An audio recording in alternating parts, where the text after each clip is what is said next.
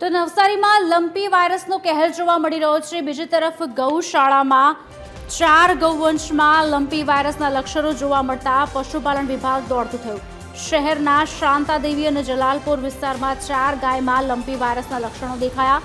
આપને જણાવી દઈએ, રખડતી ગાયોને સારવાર માટે શાંતાદેવી પાંજરાપોળમાં ખસેડાઈ છે। પશુપાલન વિભાગે સેમ્પલની લેબોરેટરીમાં મોકલી આપ્યા છે। 2021 બાદ ફરી લંપીનો પ્રકોપ દેખાતા તાત્કાલિક પગલાં લેવામાં અપીલ પણ કરવામાં આવી છે।